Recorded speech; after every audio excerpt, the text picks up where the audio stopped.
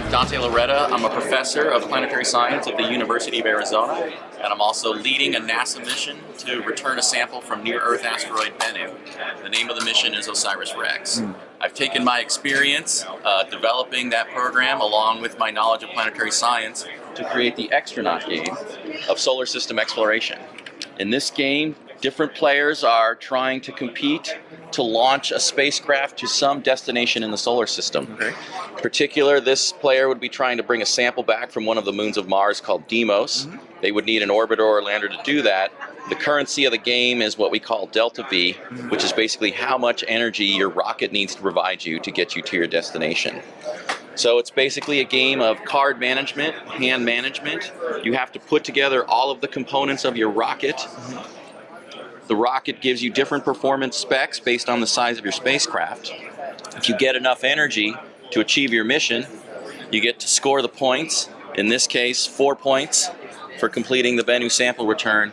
10 points wins the game. Okay. There's a lot of strategic interaction between the players, catalyzed by the action cards. The action cards capture the real-life experiences that I've had with the NASA program. Okay. Getting some extra parts through salvage, getting some cards through a budget surplus or spare parts. You can declare a national priority and actually steal a card from another player. Okay. We have government shutdowns in there. We have financial audits.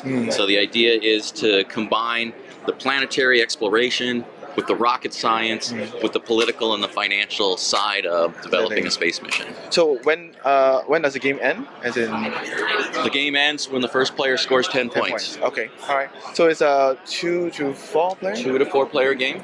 Takes about. About 30 to 60 minutes. Okay. Cool. So is this the actual size of the player board? This is the actual size of the player boards. Okay. Every player has their own board. It represents a famous launch complex around the world. So this is Cape Canaveral Space Launch Complex 41. That's where our mission is going in September, actually. Cool.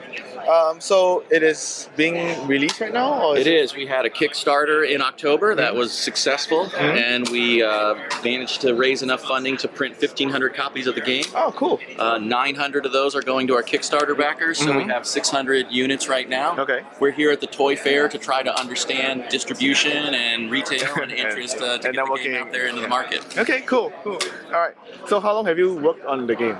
I've been working on the game for about 3 years. Oh, wow. Yeah. Okay. As a hobby. Yeah. It hasn't been my full-time job. My main job is the sample return mission. But it started out on vacation, actually. Everybody went to bed, and I was wide awake, and I started putting together the concept for this Cool. activity. So how do you feel now that your baby is out there, in a way? I mean, very proud one of your it. babies, I think, it's gone through a lot of changes from the early days, and we've got a great team of graphic designers and game designers that have come on board that really help us refine the product.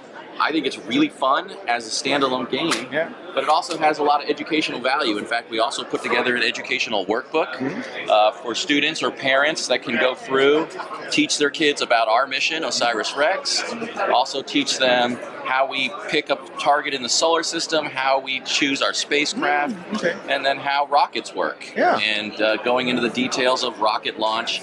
It's got a little math problem, a little vocabulary, a little reading comprehension, so it's a nice educational add-on to the game. Have you thought of approaching like museums and see? Yeah, we've had a lot of interest from museums, especially planetariums and science museums, and so we in fact have sold copies to them already at the Toy Fair. Okay, that's cool. Yeah. Like a museum of natural history is right. as well. All right. So I worked on an educational game as well with the Museum of Natural History. So. How is it like trying to make sure that the game mechanisms match the scientific content? How has it been like for you? Well, that's really been my primary job. So as the scientist, I understand all of the detailed rocket calculations, and so our play testing was done with several different demographics. We did it with grade school kids to make sure that they liked the game, and then we could do some comprehension checks afterwards to see if they learned something. I also did it with graduate students in astrodynamics who verified that all the rocket performance calculations were correct as part of their homework assignments. Okay. So we've gone through reviews not only with the gameplay, but also the scientific accuracy and the educational impact. Okay, cool. So all of this right now are scientifically accurate. I can say that. That's right. Yeah, Absolutely. yeah. Absolutely scientifically accurate. Cool. Personally guaranteed. Would there be like expansions for it, or Yeah, are you we're working already on working on the next expansion set, which Okay. is the launch window expansion. It's going to add 2 more players, so you can play up to 6 players. All right.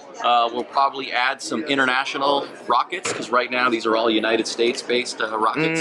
Okay. And we'll put in some of the parameters in terms of the orbits of the planets and having to align your launch with the alignment of the planets to make it a little more challenging. Cool. All right. Thank you very much. Yeah, thank you.